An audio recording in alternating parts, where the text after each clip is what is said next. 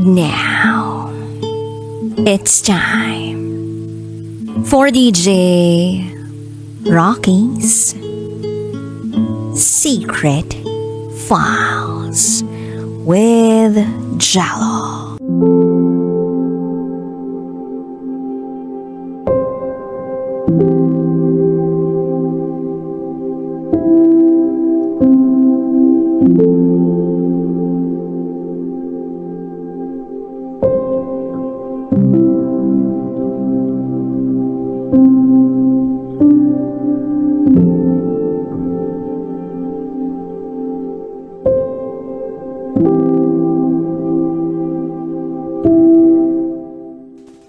Seryoso ako sa kanya.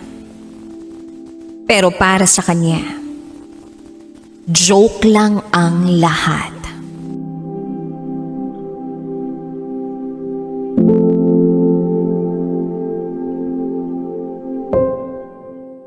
Hi DJ Rocky and DJ Jello.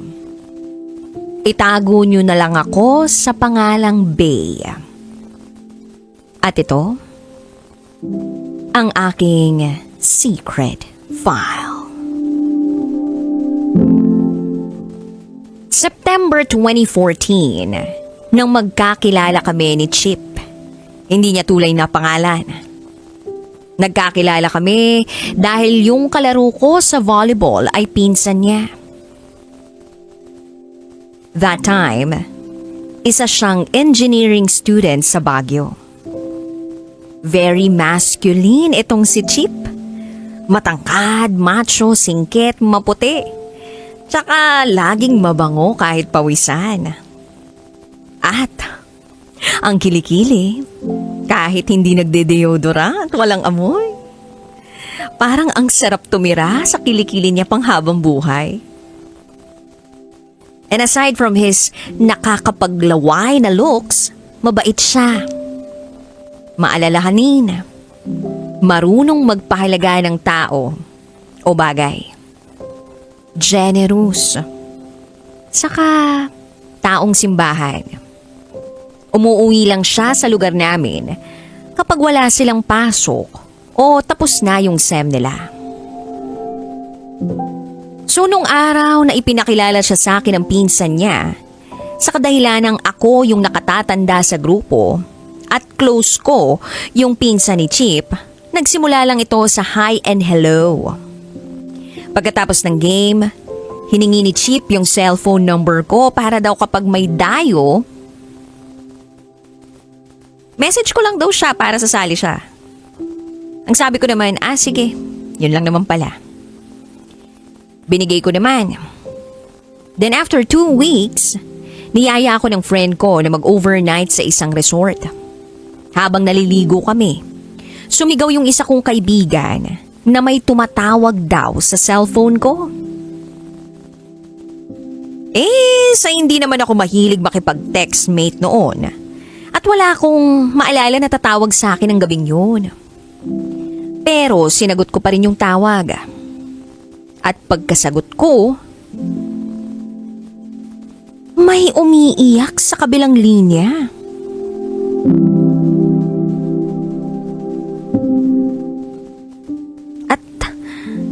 That time ko lang narinig yung boses na yun. Sabi niya, "Baby, busy ka ba?" Habang humihikbi. Sa sobrang nag-worry ako, hindi ko na tinanong kung sino siya. Sumagot na lang ako ng, "Nope, hindi ako busy. Anong atin?" Ikinuwento niya ang sagutan nila ng kanyang ina patungkol sa kanyang napupuso ang kurso. Sabi niya, "Bakit hindi ako maintindihan ni Mama? Gusto kong maging accountant pero ang gusto niya maging engineer ako. Kaso hindi ko kaya." Napatigil ako sa sinabi niya kasi parehas kami ng problema. Pero kasi sa side ko, nasabi ko naman yung gusto kong sabihin sa mga kapatid ko. Then sabi ko sa kanya, ganito. Suggestion ko lang naman to. Ikaw bahala kung gusto mong sundin. Explain mong maigi sa mama mo kung ano yung pwede mong kahihinatnan, or in the future, kung magiging masaya ka o hindi. For sure, maiintindihan yan. Then bigla siyang natahimik. At pakiwari ko, umabot ng 2 minuto ang pagtahimik niya. Tas biglang naputol ang tawag. Hinayaan ko na lang at hindi na ako nag-expect. Natatawag pa siya ng gabing yun. Kinabukasan pagkagising ko, ang daming unread text messages. Inisip ko baka sa SIM ko lang yun. Kumbaga baka meron lang mga nagme-message na kung sino-sino tungkol sa promo o kung saan man. Tanghali ko na nang makita o mapansin ang mensahe. Pero habang binabasa ko yung long message, bigla na lang may tumatawag uli sa akin. Sinagot ko at ang sabi sa kabilang linya ay, "Happy lunch, bae! Ikaw di ka nagre-reply sa text ko Busy ka ba? Nakakaisorbo ba ako? Pasensya na po." Nagulat ako. At ang nasabi ko lang ay sandali lang, babasahin ko pa lang. Ngayon pa lang kasi ako magbabasa, pasensya na ha. Tsaka hindi ka naman nakakaabala. Nagpapasalamat siya kasi nagkaroon siya ng lakas ng loob. Hahanap lang daw siya ng tamang timing para kausapin ang mama niya. Marami pang nilalaman yung mensahe niya pero natuwa naman ako. Na-appreciate niya yung pagiging kaibigan ko. At doon na nagsimula ang tawagan namin tuwing gabi. Lagi kaming magkausap. Kung ano-ano na lang na pag-uusapan. Kumustahan tungkol sa nangyari sa klase, kung masaya ba o hindi. Inaabot kami ng 1:00 ng madaling araw. Tuwing pagpatak ng 12:00 ng hating gabi, lagi na siyang kumakanta. Frustrated singer siya. Ganon din naman ako. Pero habang kumakanta siya, kahit hindi naman sobrang ganda ng boses niya, na-appreciate ko yung effort niya. Lalo na kapag kinakanta niya yung kantang "Please be careful with my heart." Sa bawat tawag niya, hindi po pwede na hindi niya makanta yung kantang yun. Tumagal ang tawagan ng 1 buwan hanggang sa may daily updates na. As in, kahit sa pagpunta ng banyo, ina-update ako. Magagalit siya pag hindi ako nag-update. Ako naman, si update. Kung paano siya mag-update, ganun din ang ginagawa ko. Masaya ako kapag magkausap kami o magka-text. Minsan pa nga ang mga text namin, merong "kumain ka na ba? Dapat kumain ka na kasi magmamahalan pa tayo." Mga ganun ba? Nakakakilig. Puro merong halong magmamahalan pa tayo. 4 na buwan.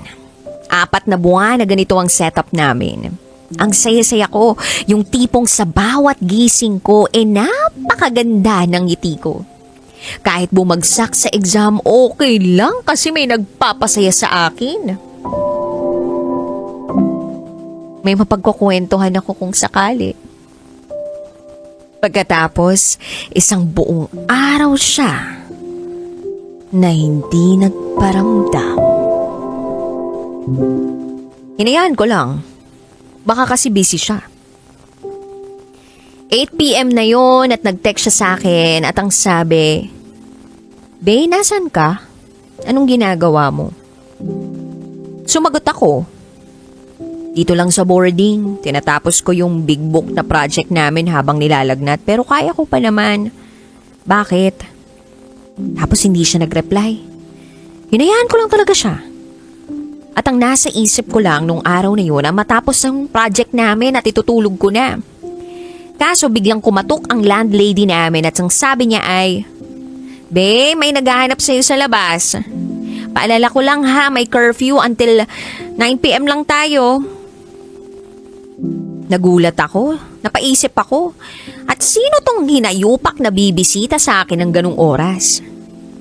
Pagkalabas ko, nagulat ako. At si Chip ang bumungad sa akin. Sabi niya, Surprise! Kaya hindi ako nag-text kasi uuwi ako. At ikaw ang una kong gustong makita bago ako umuwi sa amin. Tara, labas tayo. Nagulat ako.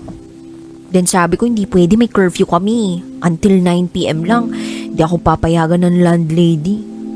Tsaka nilalagnat ako. Pero ang ginawa ni Chip, tinawag niya yung landlady namin. Ipinagpaalam niya ako.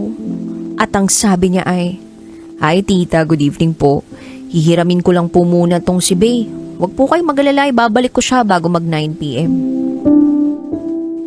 And napapayag niya yung landlady namin. Inabot sa akin yung susi ng gate. And ang sabi na lang ng landlady namin that time, sige, kahit alas 10 pa, basta, hanggang ganong oras lang ha. Kahit nasa iyo ang susi, hindi kita papapasukin. Nagulat ako doon kasi never naman pumayag yung landlady namin. Kapag may magpapaalam na lalabas ng gabi at uuwi. Na after curfew, no? So, ayun. Sumakay ako sa motor ni Chip. Kinikilig ako. Kasi pakiramdam ko, babaeng-babae ako. Yung tipong pinagpaalam na lalabas. Nakatagilid na umupo sa motor. Nakayakap sa kanya. Kasi ayaw niya umalis kapag hindi ako nakayakap o nakakapit sa kanya. Kaya yun, nagkukwentuhan kami habang nagsastroll lang. Tinanong ko siya saan tayo pupunta. Tahimik lang siya. Then, maya-payapa, may pinuntahan kaming lugar. Kung saan lagi siyang nagpupunta kapag may problema siya. Sabi niya, "Bay, dito ako laging napunta kapag malungkot ako. Nangako ako sa lugar na ito na dadalhin ko yung taong mahalaga sa akin." Then sabi ko, yung girlfriend mo noon, dinala mo na rito, no? At ang sagot niya sa akin, "Hoy, hindi ikaw pa lang ang dinala ko rito." Siyempre, nagulat ang babae. Hindi ko maintindihan kung anong nangyayari sa amin, pero ang alam ko lang, masaya akong kasama siya. Iniwan niya ako saglit doon at sabi niya may kukunin siya. Yun pala, bumili siya ng gamot at tubig para inumin ko. Ramdam niya raw yung init ko habang nakayakap sa kanya. Ininom ko yung gamot na ibinigay niya. Nagkwentuhan kami tungkol sa mga magulang namin. Naikwento kong wala na akong mga magulang. Niyakap niya ako ng mahigpit. Napaiyak ako ron. Hanggang sa napansin na lang namin yung oras, malapit na mag-curfew time. Binilisan niya yung pagmamaneho. Nakarating naman kami na maayos sa boarding house ko. At nagulat na lang ako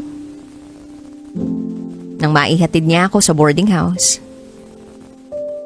As a way of saying goodbye, hinalikan niya ako sa pisngi. After a week, may event sa plaza namin. Niyaya ako ng mga kaibigan ko na manood at napapayag naman ako't sumama. Paalis na ako ng boarding, sabay may nag-text sa akin. "Baysan ka, sunduin kita. Nood tayo sa plaza ninyo." Habang nanonood, na-bored ako. Nagpaalam ako sa mga kaibigan ko na pupunta muna ako ng banyo. Umuo naman yung mga kaibigan ko. Then hinablot ni Chip yung kamay ko at sinabi niyang sasama raw siya. Sinamahan niya ako sa CR. Sabi ko ayaw ko nang bumalik muna doon, nabobored ako. Pumayag siyang maglakad-lakad kami. Nagulat na lang ako na habang naglalakad kami, bigla niyang hinawakan yung kamay ko. Napatingin ako sa kanya. Pero siya, parang wala lang sa kanya na hawak-hawak niya yung kamay ko. Ang daming taong nakakakita na magkahawak kamay kami. Yung tipong parang walang tao sa paligid, walang pakialam sa sasabihin ng iba. Grabe. Kilig na kilig ako. At ito yung pakiramdam na lagi kong sinasabi sa mga kaibigan ko noon. Yung babaeng babae ako sa kanya. Then after a week, nagpaalam na siya. Aalis na siya, babalik na uli doon sa Baguio. Balik na kami uli sa voice calls and text messages. Fast forward New Year. Nagbatian kami. Ang saya-saya. Then nakatanggap ako ng gift patapos ng buwan ng January.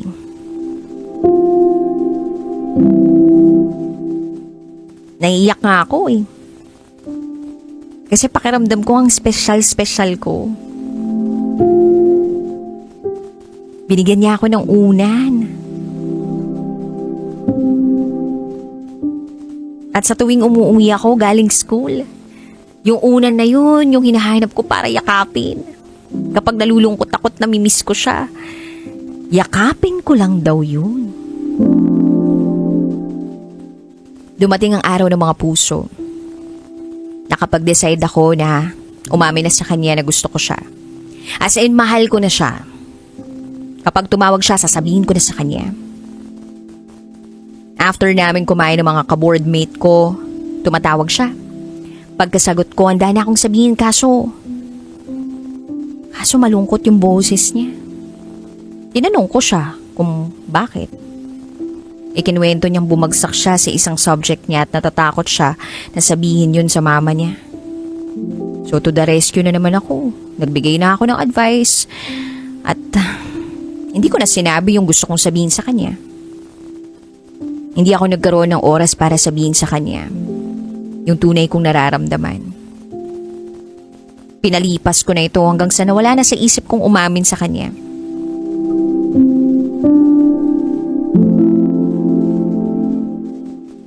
Then, one day,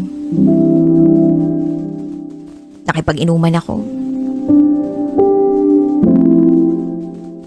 Hindi ko muna inintindi si Chip. Ang dami pala niyang texts and calls. Hanggang sa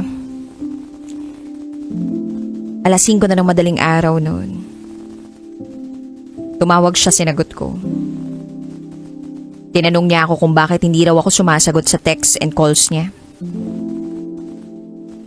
Sabi ko, gusto ko lang namang uminom. Tinanong niya ako kung bakit daw ako uminom. Then sabi ko sa kanya, hindi ko kasi masabing mahal na kita. Kaya ako uminom. Okay na ba? Then tumahimik ng ilang segundo. Then sabi niya, okay. Then, hindi na siya nagsalita. Tapos pinatay ko na lang yung cellphone ko. Yes, DJ Rocky and DJ Jello. Pinatay ko yung cellphone ko. Nang sa gayon,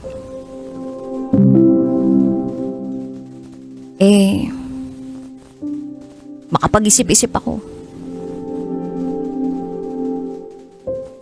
Pero yung desisyon kong yun ay ang magdadala pala sa pag-iba ng ihip ng hangin ng samahan namin. Nagbago ang ihip ng hangin ng sitwasyon namin. Naging cold siya, madalang na lang mag-update o tumawag. Sa isang araw, 3 beses na lang mag-update. Sa isang linggo, 2 beses na lang tumawag. Tumagal ng ilang buwan, hinahanap-hanap ko pa rin yung tulad ng dati. Dumating ang buwan ng April. May event sa bayan nila. Nag-text siya na uuwi siya sa kanila. Sinabihan ko siya ng ingat. Then bigla siyang tumawag. Nakikiusap na sunduin ko siya sa terminal. Pumayag ako. Humiram ako ng motor sa kaibigan ko. Sinundo ko siya. Siya yung nag-drive papunta sa kanila since hindi ko naman alam yung bahay nila. First time kong makita yung bahay nila, walang katao-tao. Pinaupo niya ako sa couch nila. Nagbihis siya. Nakita ko siya sa salamin na naka-underwear lang. Bigla akong inalis yung tingin ko sa salamin. Ang puti-puti niya. Pero deadma, baka kasi iba yung isipin niya. Nakakagulat lang na lumabas siya ng nakaganon. Ako, kinakalma ko yung sarili ko. Kahit deep inside, parang kilig na kilig ako. Dapat parang normal lang yung itsura ko. Inaalok niya ako kung gusto ko raw ba ng juice o tubig. Sabi ko, okay lang ako. Then nagbihis na siya. Nagtungo kami sa plaza nila. Habang nanonood, katabi ko siya, sinubukan kong umaangkla sa braso niya. Kaso, parang ayaw niya. Doon ko na naramdaman na ang laki na nang nagbago. Buong event hindi ako nagsasalita. Hindi ako nakikipagkulitan sa kahit sino. Napansin niya yun. Tinanong niya ako kung okay lang ba ako. Sumagot ako, okay lang ako. Sabi ko, inaantok lang ako. Nung pauwi na kami, kinausap niya yung kaibigan ko. Naihatid siya. Pero sabi ng friend ko, kung sino yung sumundo sa'yo, doon ka magpahatid. Kung lumapit siya sa akin at nagsabi, papayag naman ako at ihahatid ko. So yun nga, yung ginawa niya. Lumapit siya sa akin. Then nung naihatid ko na siya, sabi niya lang sa akin, salamat. Parang mas nakadagdag yun ng lungkot na nararamdaman ko. So ang ginawa ko, papaalis dun sa bahay nila, pinatakbo ko ng mabilis yung motor habang umiiyak. Dinaanan ko yung friend ko na may-ari ng motor. Nagsabi ako na ako na magmamaneho. Pumayag naman siya. Habang nagdadrive ako, niyakap ako ng kaibigan ko. At mas lalo ako napaiyak dun. Hininto ko yung motor. Tsaka ako umiyak ng umiyak. Balde-baldeng luha ang iniyak ko. Hindi ako makapagsalita. Sa sobrang tuloy-tuloy ang pag-agos ng mga luha ko. Hinahayaan lang ako ng kaibigan kong umiyak. Then sabi niya nga sa akin, sige lang, ilabas mo yan. Iyak mo lang ng iyak. Hanggang sa tumahan na ako at nag-decide na yung kaibigan ko na siya na yung mag-drive. Pagkarating ko sa boarding house, diretso lang ako sa kwarto, iyak pa rin ang iyak hanggang sa makatulog. Buong buwan ng Abril, ganun pa rin. Ganun pa rin kalamig ang pakikitungo sa akin ni Chip. Month of May, eto na yung buwang hindi ko makakalimutan. Nagpasama ako sa kaibigan kong pumunta sa simbahan. Nagdasal ako. Sabi ko kay Lord, Lord, kung siya yung para sa akin, bigyan mo ko ng sign. Pero kung hindi, ilayo mo na lang ako sa kanya. That night, inopen up ko sa friend ko lahat ng nangyari sa amin ni Chip. Simula nang magkakilala kami hanggang sa naging cold siya. Kung anong ikinuwento ko rito, siya rin namang ikinuwento ko dun sa kaibigan ko. Sumigaw ako na para bang may sumasaksak sa akin para mailabas ko yung sakit. Then one day tumawag si Chip. Masaya ako na tumawag siya. Inulit ko lang din yung sinabi ko noon na mahal ko siya. Masakit lang na ang cold pa rin niya. Then sabi ko pa, sinanay mo naman ako sa ganun tapos mag-iiba lang pala bigla dahil umamin ako sa'yo. Hanggang sa nagsalita na siya at hindi ko ina-expect yung sagot niya. Ang nasa isip ko, hindi niya ako gusto. Hindi niya ako kayang mahalin. Kasi ganito ako. Kasi bakla ako. Kasi bading ako. Kasi gay ako. Pero ang sinabi niya ay, sorry, bae. Akala ko kasi joke lang lahat sa atin. Di ako nakapagsalita, tinakpan ko yung bibig ko habang umiiyak. Ayaw ko na kaawaan niya akong umiiyak. Walang araw at gabi na hindi ako naiyak. Kapag kasama ko, mga kaibigan ko, mask on. Kailangan happy lang, pero kapag mag-isa na ako, mask off. Dumating pa nga sa puntong gusto ko na lang mawala sa mundo. Yung magdadrive ako ng motor na sobrang bilis, na ako maaksidente. Nagiinom gabi-gabi. Sa taong yun, napariwara ako. Meron pa nga yung pagkakataon na imbis na bumili ako ng pagkain, alak yung binibili ko. Then yung friend ko, sabi niya sa akin isang araw, "Bes, di na kita kilala sa mga pinagagawa mo." Tapos niyakap niya ako. Napahagulgul ako. Doon ipinangako ko sa sarili ko na babangon ako. Natauhan ako. Simula noon araw-araw, pinipili kong bumangon sa pagkakalugmok. Araw-araw, niyayaya ako ng mga kaibigan kong lumabas. Ibinuhos ko lahat ng sakit sa paglalaro ng volleyball. Pero alam mo yun, parang hindi pa rin sapat. At dekada nang lumipas pero hindi pa rin ako makamove on sa sakit, DJ Rocky at DJ Jello. May mga pagkakataon naman na nagkakaroon ako ng karelasyon pero nandito pa rin yung sakit. Okay lang na i-judge ako sa kwentong to. Naangtang ako kasi di pa ako makamove on, ang tagal na. Pero alam niyo yun, siya kasi yung una kong minahal ng sobra. Minahal ng sobra kahit walang label. Nagbuhos ako ng pagmamahal, nagbuhos ako ng oras ko sa kanya. Yung bang ginawa kong mundo, ang isang tao lang. Kaya eto ako. Isang bading, bakla, o gay, na hanggang ngayon hindi pa nakaka-move on. At masasabi kong si Chipang Totga ko. Hanggang dito na lang po. Muli, ako si Bea.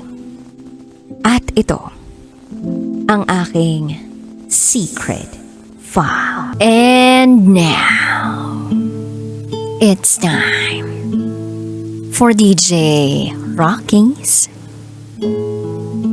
Secret Files.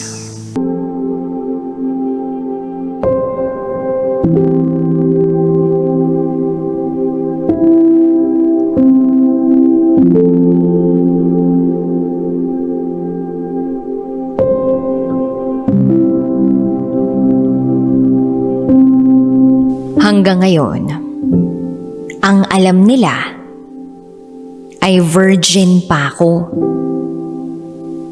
Pero ang totoo, hindi na.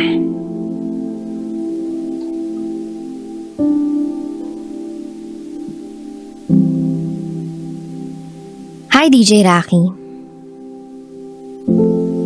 Itago mo na lang ako sa pangalang Keng. 21 years old from Quezon City. Sana hindi ako mahusgahan. Kaya ako ibabahagi itong kwento ko ay para sana kapulutan ng aral. This is my secret file.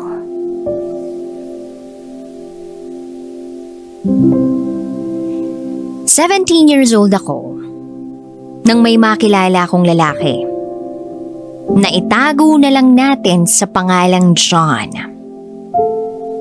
Nang makilala ko siya, 19 years old na siya.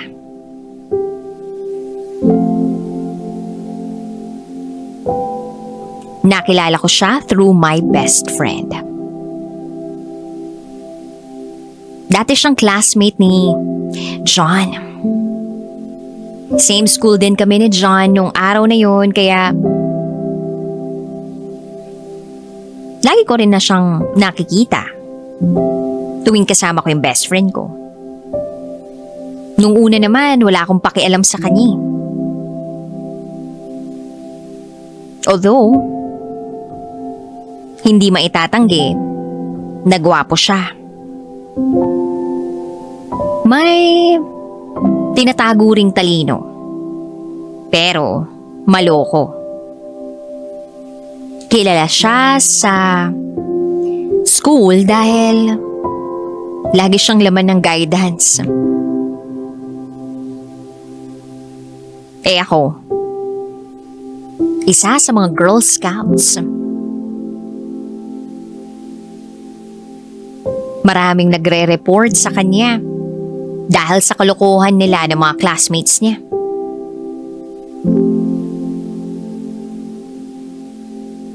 Pero hindi yung dahilan para hindi sila maging closed ng best friend ko. Itong si John, laging kasama ng best friend ko tuwing break time namin. Ultimo pagkain inihingi. Then araw-araw na kaming nagkikita. May time na nagkakasalubong kami ni John sa school kapag duty ako sa principal's office. Madalas ko silang sitahin dahil ang ingay nila na akala mo mga sigang tambay sa kanto. Nakuha pa ni John ang inis ko nung mga panahong yun. Dahil pati ako, hindi rin nakaiwas sa pang-aasar niya.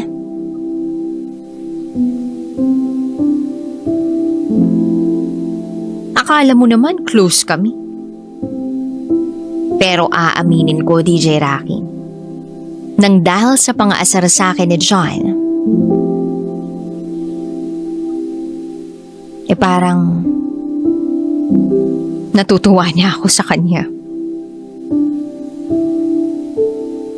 Parang hindi na lang basta galit at inis ang nararamdaman ko. May kasama ng kilig. But then, alam ko sa sarili ko, at sinabi ko talaga sa sarili ko, na hinding-hindi ako magkakagusto sa loko-lokong yun. Time went by, unti-unting napapansin ng best friend ko na nagiging close na kami ni John. Kaya ang nangyari, inaasar na tuloy ako ng best friend ko kay John. Valentine's Day, hinding-hindi ko makakalimutan. Inada ko ni John sa social media at laking gulat ko nang mag-message siya sa akin. Hindi ko nga alam kung dapat kong basahin lahat ng minessage niya. Pero dahil kahit papano, nagkakaroon naman na kami ng samahan, binuksan ko na lang yung mensahe niya. At ang tanong niya sa akin ay, sasali ka ba sa sayaw bukas? Tinatanong sa akin ni John kung sasayaw raw ako. Hindi. Kaya sumagot ako ng, duty ako Kaya hindi. Anong pake mo? Siyempre, kunwari lang na maldita tayo. Pero deep inside, kinikilig ako. Ayun. Chat-chat na kami. Parang kaya niyang paamuhin yung tigring ako. Ewan ko ba, DJ Rocky?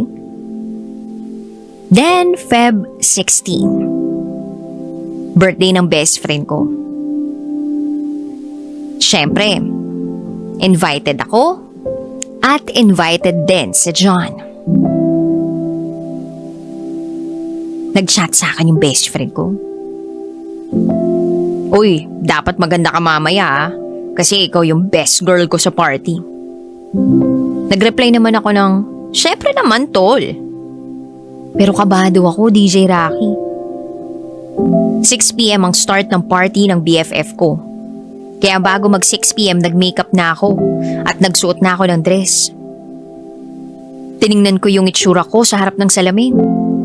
At masasabi ko na isa na yun sa pinakamatino at pinakamaganda kong itsura sa buong life existence ko. So eto na nga. Dumating na ako sa venue.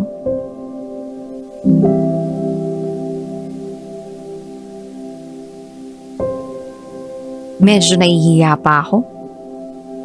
Pero pinagtinginan ako ng mga tao. And para bang nalock yung mga mata ko kay John. Pogi talaga si John. At sana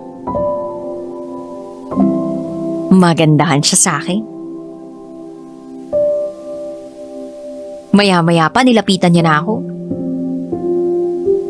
Tapos inasar ako at sinabi sa akin, "Hoy pangit." Sumimangot ako. Pero deep inside, kinilig ako. Magkasama kami ni John. Kalagitnaan ng party,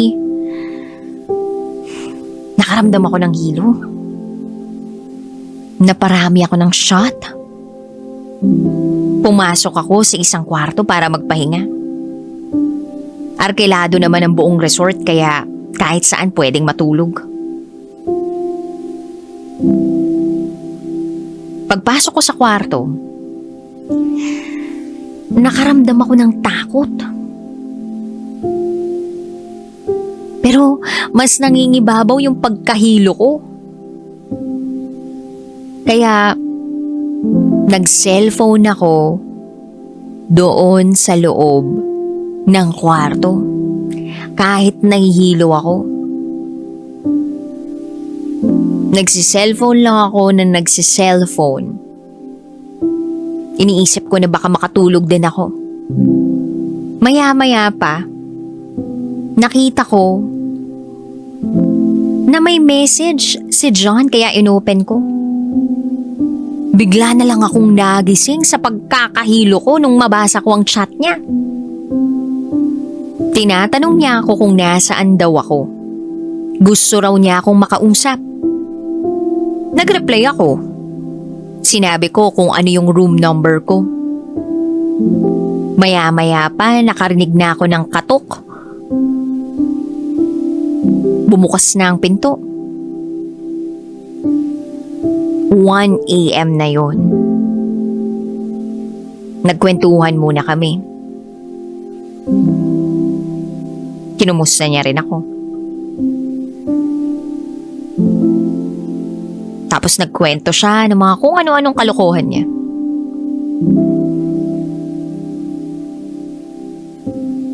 Ipipikit ko na sana yung mga mata ko, DJ Rocky. Pero, bigla na lang niyang sinabi sa akin ng, "Pwede pa kiss?" Natawa ako sa tinanong niya sa akin. Sumagot ako ng, "Tarantado ka no?" Tapos sabi ko sa kanya, "Sige na, umalis ka na at matutulog na ako."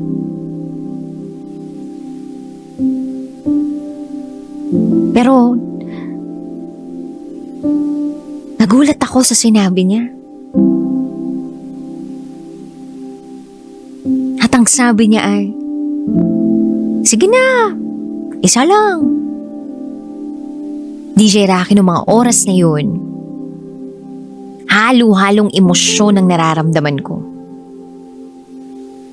Siyempre kasama pa dun yung matinding pagkahilo ko dahil sa naparami ako ng inom.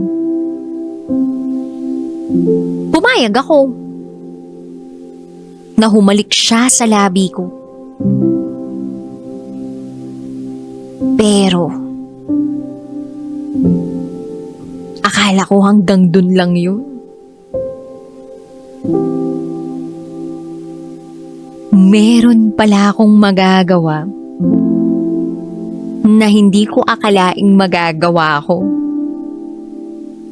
And besides, hindi naman ako handa. Wala eh.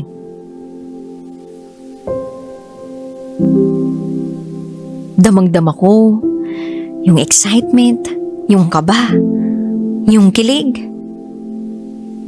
Kaya wala na akong nagawa. Akala ko hanggang dun lang yun.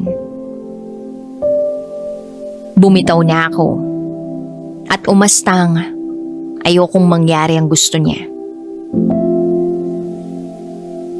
Pero mapilit siya at sinabing, "Niwala ka, walang makakaalam nito."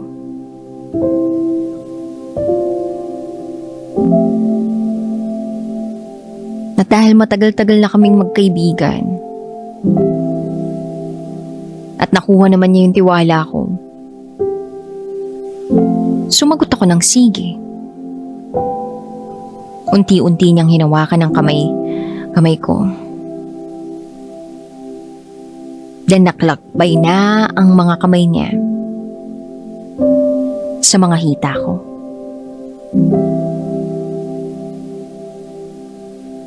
Pabilis ng pabilis ang ginawa niya.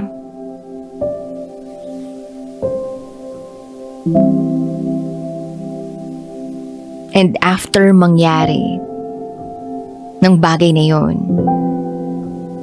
and dun lang ako nahimasmasan. Nakaramdam ako ng takot. Natapos yung party, nag-uwian na rin sila John. Pero ako, sinabay ng family ng best friend ko. At habang nasa biyahe kami, hindi ko alam kung sasabihin ko ba sa best friend ko ang nangyari. Kaya medyo tulala ako. Lutang, na para bang wala sa sarili. Hanggang sa nakarating na kami sa bahay namin.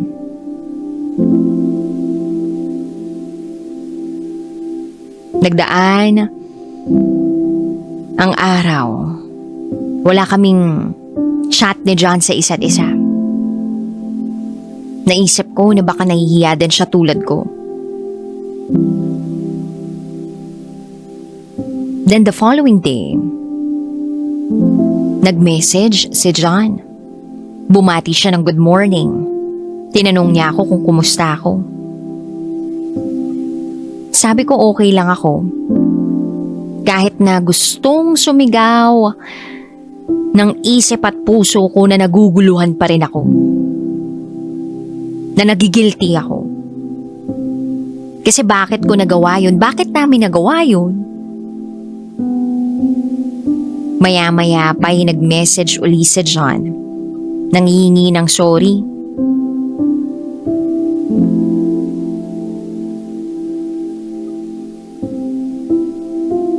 Pero nagulat ako.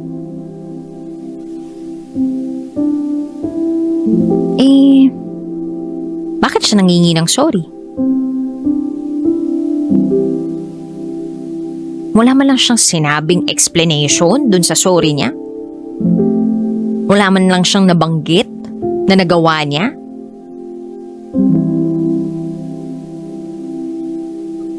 At ang sabi niya lang, sorry kasi lasing siya?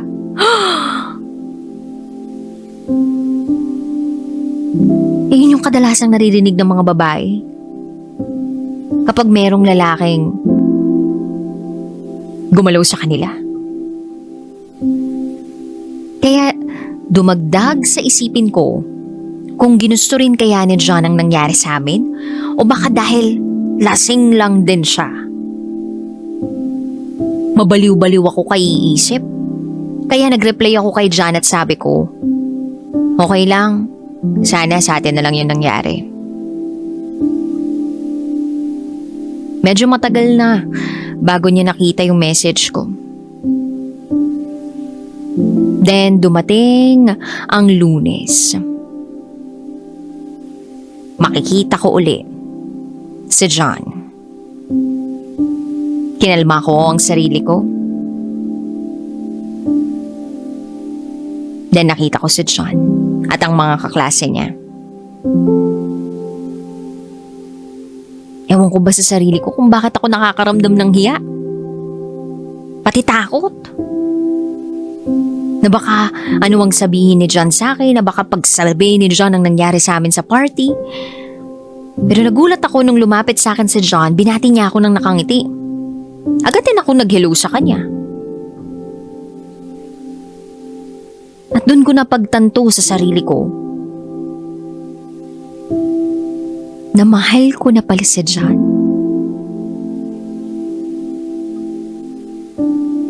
Mahal ko na siya. Bago ako matulog, may message si John. Nag-good night siya sa akin. Niyayaya niya ako lumabas. Lumabas kaming dalawa. Tumalon-talon ako sa kilig nung gabing yun. Friday nung lumabas kami, ang paalam ko sa parents ko ay sa best friend ko lang ako pupunta. Pero ang totoo, lalabas kami ni John. Friday night nag-rides kami. Dinala niya ako sa kung saan-saan para kaming magjowa, lambingan, kwentuhan, tabing natulog. Chinek-in niya ako, DJ Rocky. Hanggang sa pangalawang pagkakataon, may nangyari. Fast forward to October 23. Naging kami ni John both sides. Alam, legal ang relasyon namin. Maalaga si John bilang boyfriend. Bukod sa mahaba ang kanyang pasensya, mabuti rin siyang anak sa mga magulang niya. 1 year. 1 year ang itinakbo ng relasyon namin. Dumating yung time na unti-unti kong nararamdamang nag-iiba siya.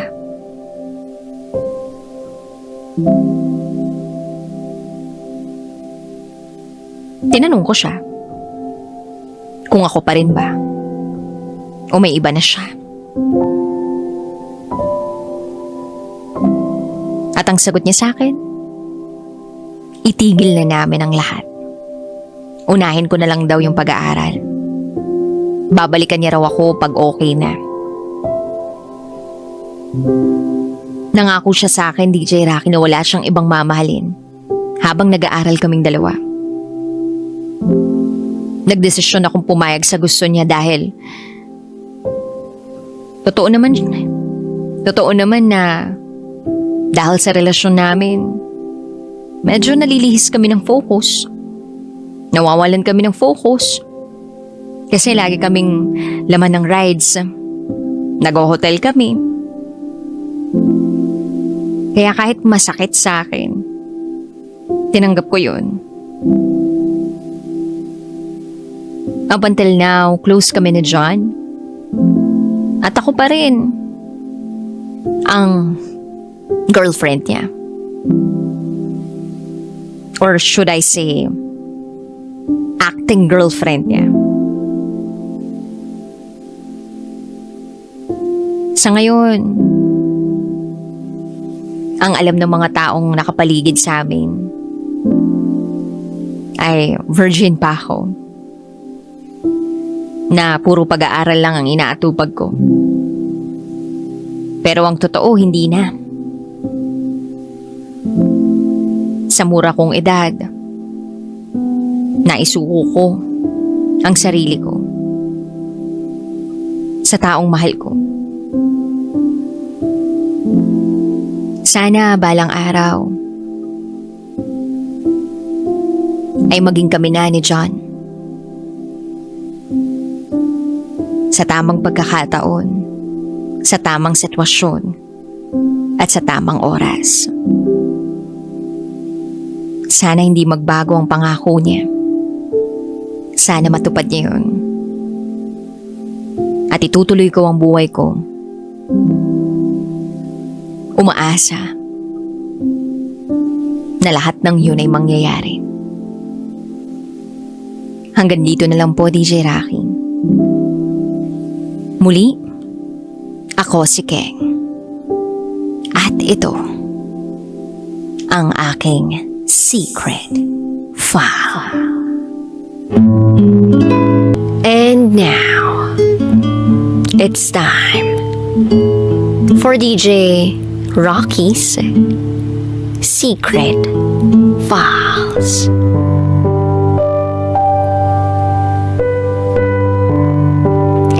Ang inom mo. Grabe ka. 3 silang anak mo Si Tito John na paborito mo. Sumunod si Mama na nag-iisang babae. At ang bunso na si Tito Cha. 3 sila, no? 3 pero 2 lang yung tinuring mong anak. Isang araw umuwi si Mama galing school nun. Gutom na gutom daw siya. At nung tiningnan niya yung lagayan ng ulam, isang pirasong pritong isda ang natira.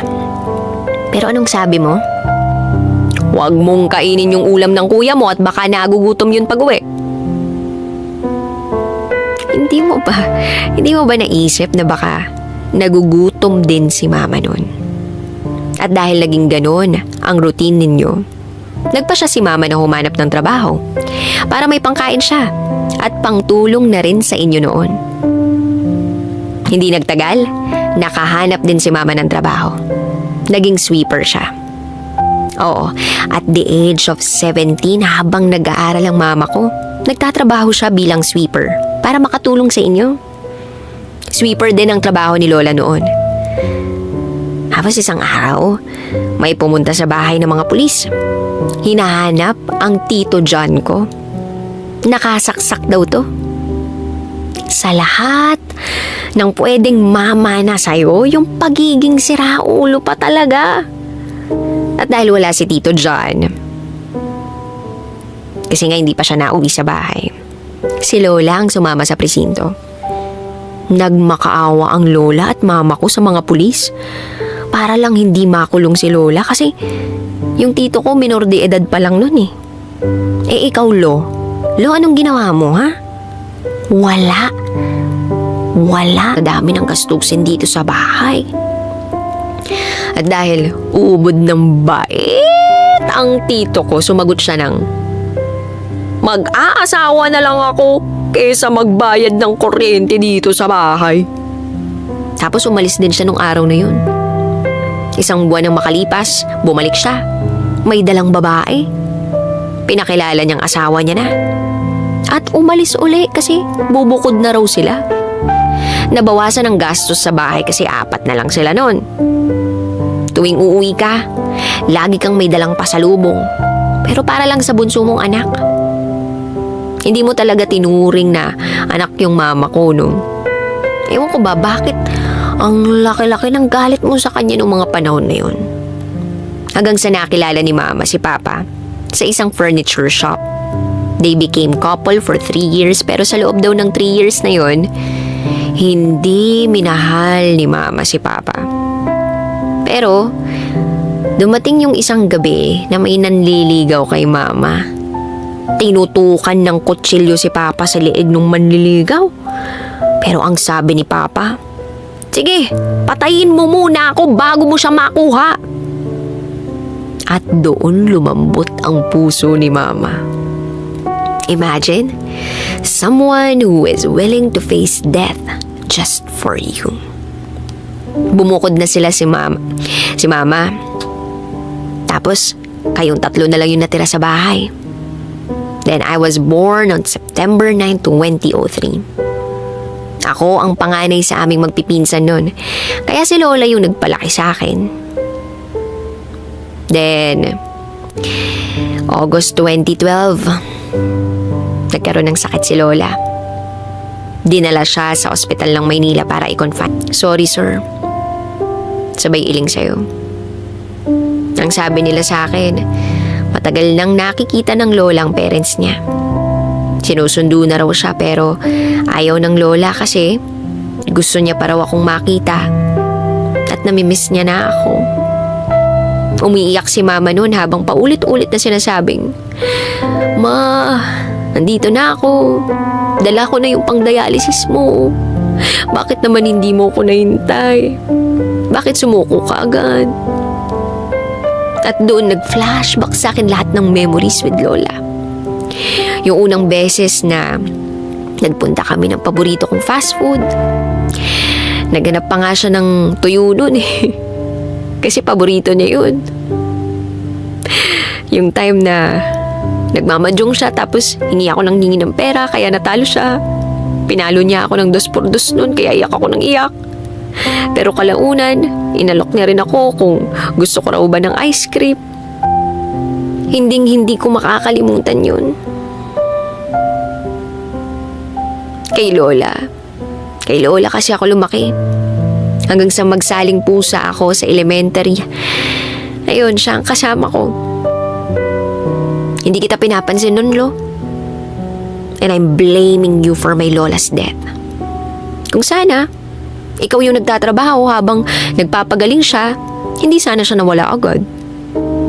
Sa ilang taong lumipas, lagi ako nagdarasal na sana, ikaw na lang yung nawala at hindi ang lola ko. Kasi, hindi ka naman naging mabuting asawa. Hindi ka naman naging mabuting ama. At hindi ka naman naging mabuting lolo. Paulit-ulit ako nagtatanong kay Lord kung bakit si Lola pa? Bakit hindi na lang ikaw? Hindi ko alam kung kailan pa. Basta ang alam ko, nagkaroon ka ng TB. Nangayayat ka nun ng sobra. Bawal kaming magpunta lagi sa inyo kasi baka mahawa kami sa'yo. Nagme-maintenance ka naman nun. Si mama yung nagpapagamot sa'yo. Imbes na yung dalawang paborito mong anak. Sa amin ka minsan natuloy. At nangungutang pag walang-wala ka na. Ako laging nabili ng dyaryo mo nun. Ang lakas mo pa nga kasi nakakabiyahe ka pa ng Lucena from Pasay kahit mag-isa ka lang. Every occasion, may pera kang binibigay sa akin galing sa pensyon mo. Then year 2016 nung nagsimba ako. Pakiramdam ko, meant to be talaga na mangyari yun. Kasi yung homily is about forgiveness. It's about forgiveness. Natatandaan ko pa yung sinabi ni Father na, hindi ka mabubuhay ng masaya kung patuloy mong hahawakan ang mga bagay na nagbibigay ng bigat sa dibdib mo. Sometimes, holding on is more painful than letting go. Bigyan mo ng kapayapaan ang sarili mo. Doon ako natauhan. Nagdasal ako nung araw na yun. Nagpasalamat kay Lord kasi itinira ka niya sa akin. At paulit-ulit na humingi ng tawad kasi kinwestiyon ko siya. At hiniling na sana ikaw na lang ang mawala. Sinimulan kong bumawi sa'yo simula nun. Mas naging maingat at maalaga ako sa'yo nun. Lagi kitang inaalalayan pag naglalakad ka kasi parati kang natutumba. Nung nag-Bicol kami, kasama ka pa. Tuwing may outing, hindi pwedeng wala ka. Naalala ko yung niyaya mo akong mag-billiards tapos natalo mo ako. Pati si Papa, kaya inaasar ko siya nun. Sobrang saya natin nun. Parang walang problemang babalikan. Isang araw nga nun, ihahatid sana kita pa uwi sa inyo. Kaso, nasa gitna tayo ng traffic, bumaba ka ng jeep at sabi mo, naninikip ang dibdib mo. Sasamahan kita dapat, kaso sabi mo wag na. At magkita na lang tayo sa bahay kasi mapapagod lang akong maglakad kasi mainit pa. Pero, pinasunod ako ng mga kapwa natin pasahero sa jeep kasi baka raw mapano ka pa. Naalala ko habang naglalakad tayo, naiyak ako. Kasi binigyan tayo ng tubig nung nakasakay natin sa jeep at konting pera. May pera naman ako noon pero pinilit niya na tanggapin ko daw para sa'yo. Pinagpahinga muna kita at pinainom ng tubig hanggang sa nilakad na lang natin pauwi sa inyo. Lumipas ang bawat araw, malakas ka naman. Walang signs na nangihina ka. October 6, 2018, Sabado, nagpunta ako sa inyo. Ako lang mag-isa noon. May dala akong inumin at biskwit kasi yun yung laging request mo. Nilagyan pa kita ng lotion sa buong katawan mo kasi nagdadry ng sobra yung balat mo. Namamalat ka sobra. Bukod sa pagkain, may dala akong 3 bottle ng lotion kasi sabi ko sa'yo pag wala ako, ikaw na maglo-lotion sa sarili mo. Pinicturan kita habang inaayos mo yung bag ko kasi pakalat-kalat. Pero yun na pala yung huling litrato na makukuha ko sa'yo. October 8, 2018, Lunes. Nasa school ako. Break time namin nung nag-online ako. Nagulat ako, nag-chat sa akin yung asawa ni Tito John. Tinanong niya kung nasaan ako. I told her, I'm currently at school. Tapos hindi na siya nag-reply. Hindi kami gaanong close ni tita. Kaya nagulat ako nung nag-chat siya sa akin. Binaliwala ko na lang kasi baka nangungumusta lang. Pauwi ako ng bahay nun. Nasa gitna pa lang ako ng looban namin nung hinawakan ako ng tita ko na kapitbahay lang namin at sinabing, Lins, condolence. So ako, sabi ko, ha? Kasi wala namang namatay sa amin eh. Tapos sabi niya, wala na lolo mo. Tinawanan ko siya kasi hindi ako naniniwala. Kasama ko pa si lolo nung nakaraan tapos ang lakas-lakas pa kaya nun. Tapos sabi ko sa tita ko, ay hindi magandang biro. Pumasok ako ng bahay, hinanap ko agad si mama. Naabutan ko siya, hawak yung cellphone niya. Sobrang pula ng mga mata niya at namumugto. Doon may clue na ako pero hindi ko pa rin kayang tanggapin. Tinanong ko siya, Ma, totoo? Wala na si lolo? Doon umiyak ng umiyak si mama habang tumatangong sa akin. Walang salitang lumabas sa labi niya. Wala. Yun yung nararamdaman ko, wala. Nakatulala lang ako siguro 2 oras. 2 oras bago nagsimulang tumulo yung luha ko hanggang sa sunod-sunod na. Bakit? Yun ang tanong sa isip ko. Agad-agad kaming nagpunta sa punerarya para asikasuhin yung papeles mo. Nakita ko doon si Tita A na nag-chat sa akin. Sinabi niya sa akin na sasabihin niya sana na wala ka na kaso nasa school ako. At baka doon pa ako mag-breakdown kaya mas pinili niyang wag na lang sabihin. Gabi pa lang, pinaayos na nila mama yung mga kakailanganin mo. Ang sabi pa, pang-5 ka pa. Kaya bumalik na lang kami ng 6 a.m. Ang kaso, may 3 pa raw kasunod. Nainis nga sila mama nun kasi ang tagal mong ayusan. Ang tagal mong nakatambay sa morgue. 10 a.m. Nadala ka na sa bahay niyo. Doon kayo binurol sa labas. Pero alam mo, sa loob, kasi ang payapa ng mukha mo.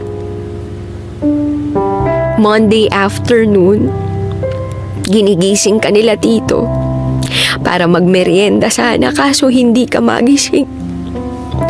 Sobrang tigas na raw ng katawan mo at nakaihi ka na sa higaan mo. Sabi nila, dapat magpasalamat na lang kami kasi hindi ka na binigyan pa ng sakit o paghihirap ni Lord. Pero paano? Paano ako magpapasalamat habang nasasaktan pa rin ako?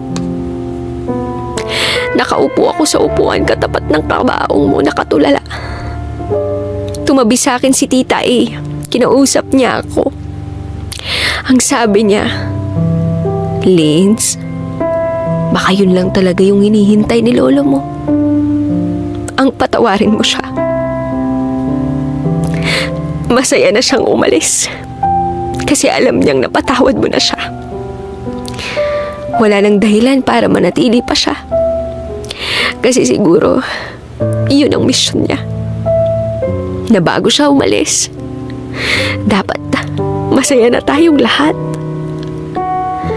Linz, alam ko, masakit. Mahirap tanggapin. Pero tingnan mo si lolo mo.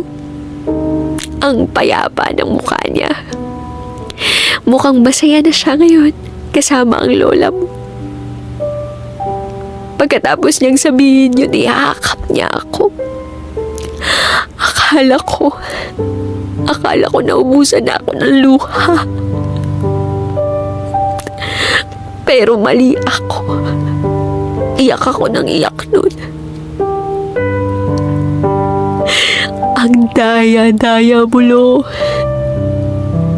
Sino nang bibilan ko ng dyaryo sa umaga?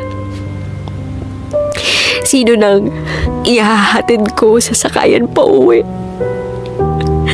Sino na yung lalagyan ko ng lotion? Ang dami kong tanong. Napuno ako ng what ifs.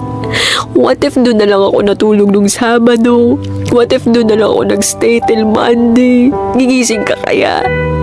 Ang sabi mo pa, sasama ka sa akin sa graduation ko. 1 taon na lang, Lo, pero hindi mo pa nahintay. Ngayon, graduate na ako, Lo. Tapos na ako ng high school, Lolo. Magdadalawang taon nang nakalipas pero habang sinusulat ko tong secret file ko, umiiyak pa rin ako. Kasi ang daya-daya mo, Lo. Bakit? Kung kailan bumabawi pa lang ako, tsaka ako umalis. Kaya siguro, hindi ko rin matanggap-tanggap. Kasi alam ko sa sarili ko na may pagkukulang pa ako. Sana nakita ko yung alaga mo ng mga panahon kasama pa kita. Sana nakita ko yun ng mas maaga. Lo, if you are listening, gabayan mo po kami sa araw-araw. Magkasama na ba kayo ni Lola dyan? Pakikumusta naman ako sa kanya. Baka pati naman dyan nag-aaway pa rin kayo, ha? Sige, pagagalitan kayo ni Lord. Sobrang mahal ko kayong dalawa.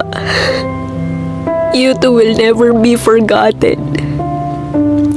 Kaya sa mga taong kasama pa ang grandparents nila, cherish every moment with them. Hindi nyo alam kung hanggang kailan nyo sila makakasama. Mahalin at alagaan nyo sila na parang walang bukas. Kasi limitado na lang ang oras na kasama nyo sila. So make it worthy. Maliman pero naiinggit ako sa mga kaibigan ko na kasama pa nila yung lolo't lola nila. Maswerte kayo. Kasi hanggang ngayon, kasama nyo pa rin sila. Walang makakatumbas sa pagmamahal ng isang lolo-lola natin. Muli, ako si Linz. At ito ang aking secret file. It's time for DJ Rocky's Secret Files.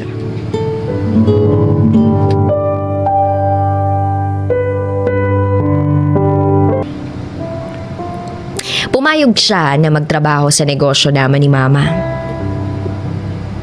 Mabait naman itong pinsan ko. May itsura. Kaya lang, hindi siya nakaranas ng isang kumpletong pamilya. Kasi sa murang edad, naghiwalay na ang nanay at tatay niya. Ang nanay niya ay nag-abroad at ang tatay naman niya ay naiwan sa Bulacan. Yung tatay niya sa Bulacan ay kasama yung kuya niya. Maganda naman yung takbo ng negosyo. Hanggang sa nakilala ko si Peter. Oo, nagtrabaho siya sa aming negosyo. Ilan pang buwan nang lumipas, nagkamabutihan kami. At inaamin ko,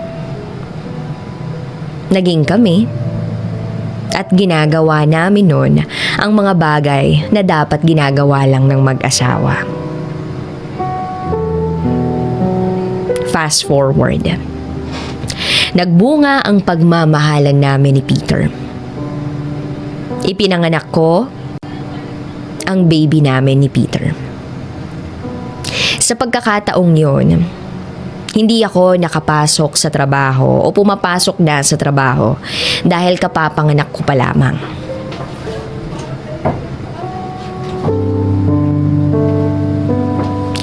Naghahanda na rin ako sa nalalapit naming kasal ni Peter. Si Francine na aking pinsan ay siyang nag-aayos na ng negosyo namin. May mga pagkakataong mas madalas na si Francine ay naiiwan sa opisina. At doon, madalas na magkasama sila ni Peter dahil sa mga problema at operations ng negosyo namin. Lumipas ang mga buwan, ikinasal na nga kami ni Peter. Sobrang saya ko nung araw na yun. Pakiramdam ko ay ako na ang pinakaswerteng babae sa mundong ito. Si Peter kasi ay isang gwapong lalaki, macho, mabait, maalaga, caring, understanding, at higit sa lahat, loving. Pagkatapos ng kasal namin, naging maganda pa rin ang relasyon namin ni Peter. Naging katuwang ko sila ni Francine sa negosyo. Actually, masaya nga rin ako kasi nakakatulong ako sa kamag-anak ko na magkaroon sila ng pagkakataon na makapagtrabaho. Lalong-lalo na para kay Francine kasi meron siyang isang anak.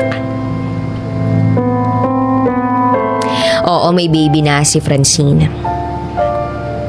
Pinatira na rin namin si Francine sa bahay para mas maging convenient at komportable siya. Nangungupahan kasi siya dati.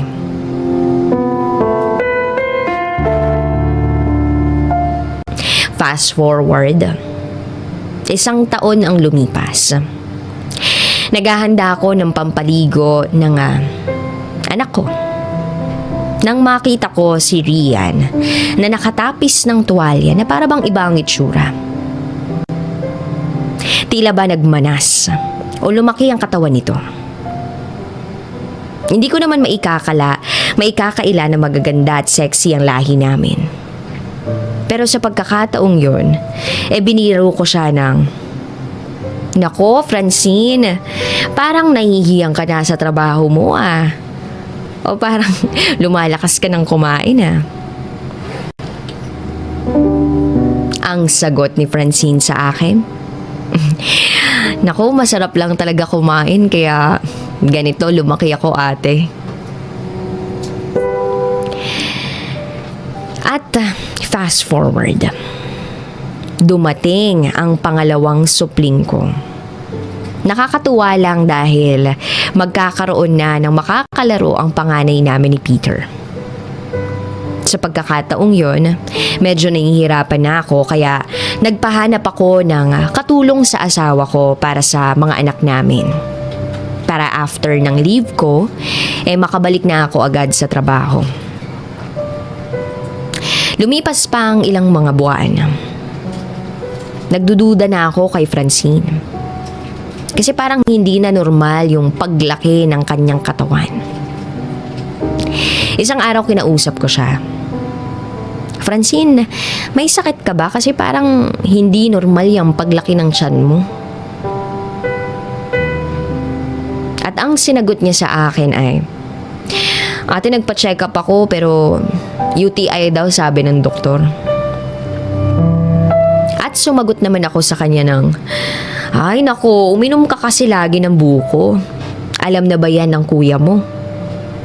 Tanong ko sa kanya.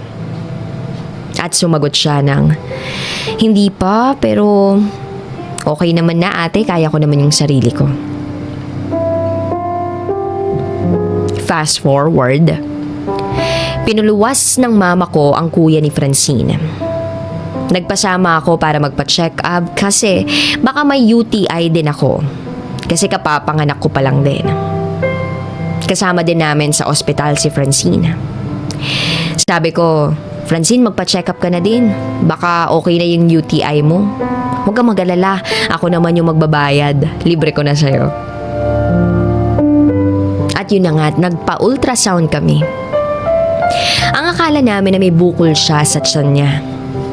Kasi may nakikita kami sa monitor na parang bilog na malaki. Maya-maya pa, biglang nagsalita na ang doktor at ang sabi, 8 months na po si baby. Natulala ako. Nagulat kami sa sinabi ng doktor. Pero hindi kami nagpahalata na para bang may alam kami sa nangyari. Sa isip-isip ko, anong nangyari? Bakit kaya buntis si Francine? Sino kaya ang ama ng ipinagbubuntis niya? Baka yung tatay din nung nauna niyang anak? Maraming mga katanungan sa isipan ko na tanging si Francine lang ang makakasagot. Kaya naman after ng check-up, kinausap ko si Francine. Ang tanong ko sa kanya, Francine, kailan pa yan? Sino palang tatay niyan? Yung dati mo bang barkada? Yung tatay din ni Francis, yung anak mo?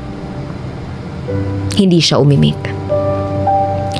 Wala siyang kahit anong sinabi. Kundi, okay lang ako, ate.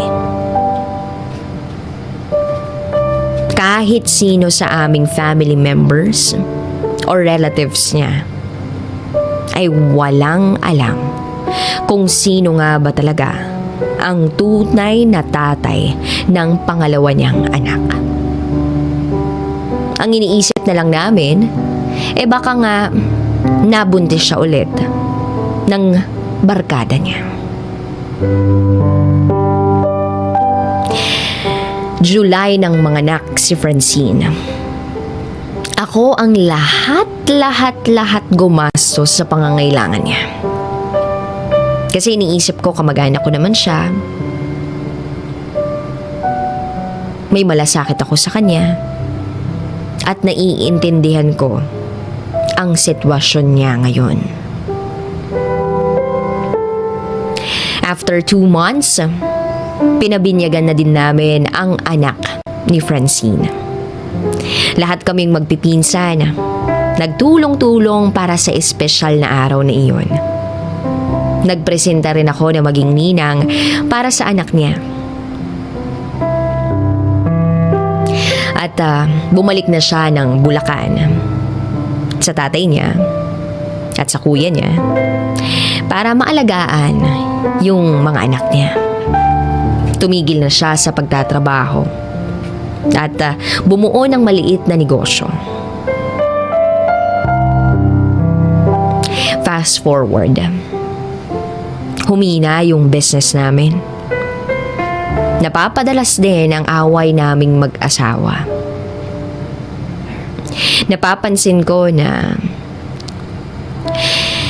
ang asawa kong si Peter ay laging nanlilibre. Alam ko na mahilig siyang uminom. Kaya lang, dahil sa panlilibre niya sa mga tauhan namin, minsan, konti na lang yung kinikita namin sa aming negosyo. Isang gabi, lasing na lasing siya. Kauuwi ko lang sa bahay nun nang madatnan ko siyang natutulog na. Nag-check ako ng mga kinita nung araw na yun.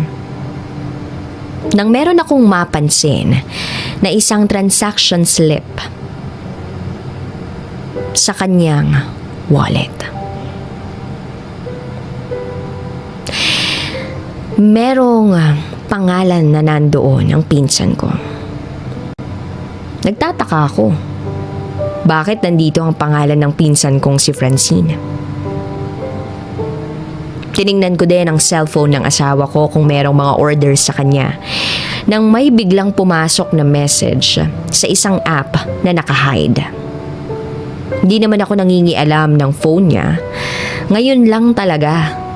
At yung pangingialam ko na ito ay para sa negosyo namin. Nagulat na lang ako na ang lumabas na pangalan na merong mensahe sa kanya ay si Francine. At ang sabi ni Francine, baka may pera ka dyang panggastos lang namin ng anak mo. Paubos na kasi yung padala ni mama sa akin. Si kuya wala pang sahod. Nanlaki ang dalawang mata ko sa nakita ko. Pera panggastos namin ng anak mo? Nanginginig kong binasa lahat ng usapan nila. Hindi ko ine-expect lahat ng yun. Ang sakit. Ang sakit-sakit lahat ng mga nabasa ko. Ang sakit na ako, yung pinsan, na walang sawang tumulong. Nagbigay ako ng trabaho. Nagbigay ako ng pera sa panganganak. Ginastusan ko yung binyag ng anak niya. Nagpresenta pa ako na maging ninang ng anak niya. Tapos malalaman ko na asawa ko pala yung tatay ng anak ng pinsan ko. Asawa ko yung tatay ng anak ng pinsan ko. Sa pagkakataong yun, dali-dali nang tumulo ang mga luha ko. Hindi ko kinumpronta si Peter. Hinayaan ko lang siya na matulog. Kasi gusto ko sa kanya manggaling ang lahat. Kinabukasan pagising ni Peter, ang sabi ko lang sa kanya, nag-message si Francine. Nagulat siya sa sinabi ko at bigla na lamang siyang lumuhod sa harapan ko. Nagmamakaawa at paiyak-iyak pa. Kasi alam niya, bistado ko na sila. Sa pagkakataong yun, wala akong maramdaman. Wala akong gustong gawin kundi mawala siya sa paningin ko.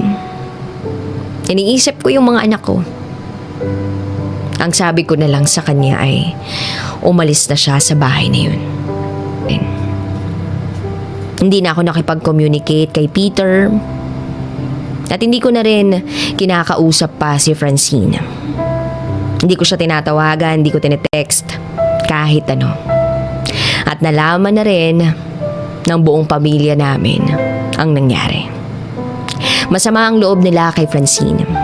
Kasi sa kabila ng lahat ng mga ginawa ko para sa kanya, ganun ang igaganti niya sa akin. Kaya sa pagkakataong yun, na magkasama kami ng yaya ng anak ko, naglilinis kami ng bahay nun. Nagtaka ako kasi bigla siyang tumatakbo, dali-dali sa banyo. Tinakpan niya yung bibig niya, gamit yung kamay niya na para bang ilang segundo na lang meron siyang mailuluwa galing sa bibig niya. At yun na nga, narinig ko na lang na nagsusuka si Yaya. Pagkabalik niya, tinanong ko siya kung may problema ba at kung meron siyang sakit. Ang sagot niya lang sa akin ay wala. At ilang minuto pa, bigla na lang siyang nahimatay. Tinawag ko yung kapitbahay namin para tulungan ako at yun na nga. Sa wakas, nakarating kami sa ospital. Nung andoon na kami at sinecheck na siya ng doktor, ang sabi nito, buntis po siya. Kaano-ano po kayo ng pasyente? Nanlaki ang mga mata ko. Buntis si Yaya? Paano mabubuntis? Wala naman itong ipinakikilala sa amin na nobyo niya. Nang magkamalay si Yaya, tinanong ko siya. Tinanong ko siya kung meron ba siyang hindi ipinakikilala sa amin. At doon na ako nanlumo sa nalaman ko. Inamin niya sa akin na ginagalaw din daw siya ni Peter pag wala ako. Pumapayag siya na magpagalaw sa asawa ko dahil meron daw perang ibinibigay sa kanya na naipapadala niya sa probinsya nila. Binayaran ko yung check-up nung katulong namin. Umuwi na kami sa bahay. Hindi ko siya kayang tingnan. Para bang sasabog na yung dibdib ko. Hindi ko na alam kung paano ko haharapin yung problemang ginawa ng asawa ko. Salamat sa Diyos na lang dahil nandyan yung pamilya ko. Nandyan yung mama ko. Nandyan yung papa ko. Ewan ko. I am sharing my story para lang makahinga ako. Maraming salamat sa pakikinig. Ako si Wendy at ito ang aking secret file. And now, it's time for DJ Rocky's Secret Files.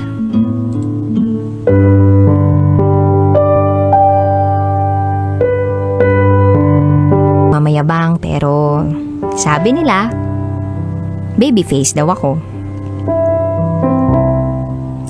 At dahil nga sa angking kagandahan ko at dating ko, kapansin-pansin ako ng ibang mga kalalakihan. Pero syempre, minsan, yung mga nagugustuhan mo, hindi ka gusto. Then may nakilala akong lalaki sa pinagtatrabahuhan kong grocery store. Itago natin siya sa pangalang John. Tahimik si John. Mukha ring mabait. Nakaramdam na ako agad ng paghanga sa kanya. Unang beses ko pa lang siyang makita.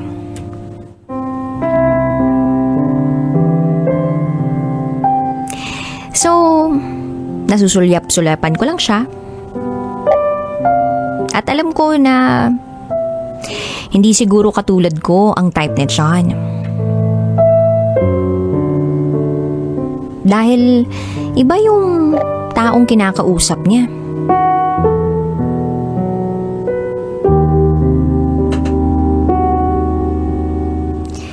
Then lumipas ang ilang buwan. Kinuha ako bilang isang tendera sa ibang tindahan na malapit lang sa amin. ginrab ko yung pagkakataong yun. Kesa naman sa wala akong gawin. At kesa naman sa mas stress pa ako, kakapasok dun sa grocery store na medyo malayo sa amin. Bukod pa ron, at kailangan ko na raw i-drop yung salitang kuya. Kasi nga, tinatawag ko siyang Kuya John. Huwag ko na raw siyang tawaging kuya. So, sabi ko, nakasanayan ko na eh. At sumagot siya ng, kung saan ka komportable, bahala ka. So lumipas pa ang mga araw. Nagkaka-chat kami, nagkakatawagan, nagkakausap. At syempre, gusto kong makasigurado na wala siyang girlfriend. Kaya tinanong ko siya kung may girlfriend na siya. Ang sabi niya, wala daw. At hindi naman daw siya manliligaw kung may girlfriend siya. At dahil doon, napapayag niya na ako ng tuluyan na manligaw siya sa akin. Gabi-gabi nagvi-video call kami. Hanggang sa lumalabas na kami. And then one day, habang nasa bahay ako, naisipan kong mag-open ng Facebook ko. Ang lagi kong binubuksan ay yung messenger ko. So yung Facebook ko mismo, na makikita yung feed, yung binuksan ko. At laking gulat ko nang bumungad sa akin ang pangalang Jonah. At nakatag itong Jonah na to sa sweet post. Dali-dali kong inad yung girl. Ang bilis ng response. Inaccept niya ako agad. At hindi na ako nagdalawang isip. Chinat ko yung babae. So ayun, kinagabihan. Wala nang paligoy-ligoy pa. Nag-text sa kanya si John na maghiwalay na sila. Nalaman ko lahat dahil sinend ni girl lahat ng conversation nila. Sobra akong nasaktan dun, DJ Rocky. Kung ano-ano pang nakita kong mga sweet message. Grabe. Ang sakit sa kalooban. Wala naman akong intensyon na manira ng relasyon. Naawa din ako dun sa babae. Alam ko rin naman yung pakiramdam na maloko. Kaya sabi ko dun sa babae, hayaan mo, kakausapin ko si John. Kakausapin ko siya na bumalik sa'yo, baka sakaling makinig sa akin. Kinagabihan, out na ni John sa trabaho. Tinanong ko siya tungkol sa ex niya. At ang sabi niya sa akin, nakipaghiwalay na siya bago pa maging kami. Tapos sabi ko sa kanya, kausap ko yung ex mo. Gustong gusto niya na bumalik ka sa kanya dahil mahal na mahal ka niya. Sabi niya pa sa akin, hindi na ako babalik sa kanya kasi kung babalik pa ako, mas lalo ko lang siyang masasaktan. At sa pagkakataong yun, niloloko ko na lang ang sarili ko na mahal ko pa siya. Kaya please, huwag mo na akong ipagtulakan pa sa kanya dahil ikaw ang mahal ko. At hindi na siya. Sinend ko kay girl ang conversation namin ni John para alam niya na I did my best na bumalik sa kanya si John. Ilang araw ko rin kinulit si John na bumalik sa kanya pero ayaw na talaga eh.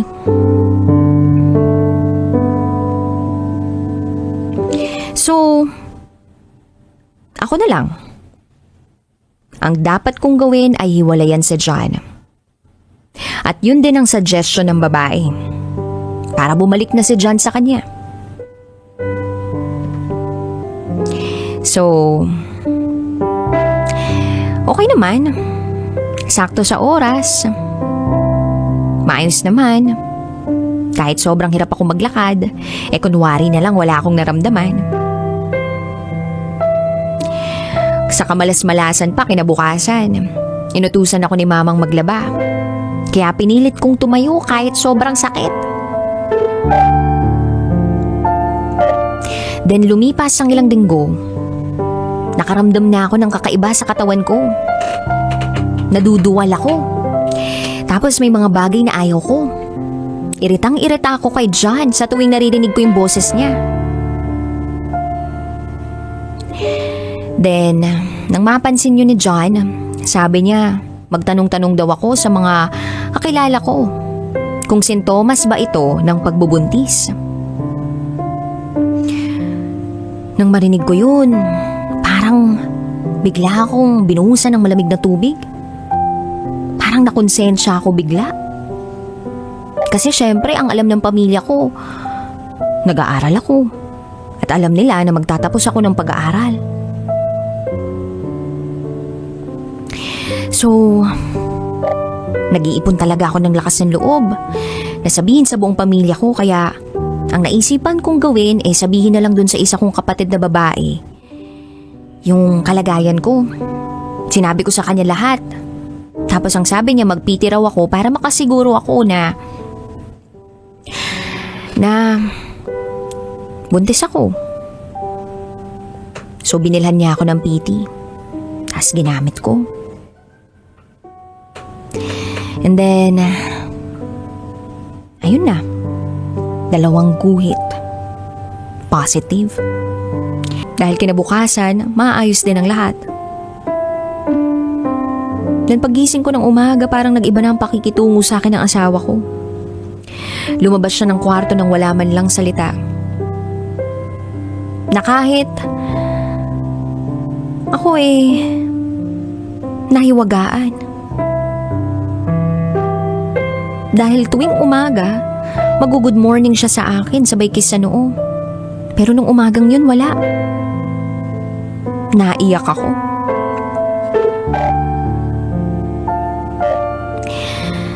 Para bang dumoble yung sakit na nararamdaman ko. Iyak ako ng iyak. Hanggang sa nakita niya akong umiiyak. Tapos sabi niya, huwag kang umiyak. Gagawa na lang tayo uli. Yes, DJ Rocky. Nalaglag ang baby namin. Akala ko, hihiwalayan na ako ni John, pero hindi. Mahal niya pa rin talaga ako. Siya rin ay nabigla sa nangyari, pero hindi magiging dahilan yon para magkahiwalay kami. Sa ngayon, ay tuloy-tuloy pa rin kami ng asawa ko. Nakapagpakasal na kami. May sariling bahay na rin. Mahal ko siya noon at hanggang ngayon. Hanggang dito na lang po, DJ Rocky. Muli, ako si Jennifer. At ito, ang aking secret vow.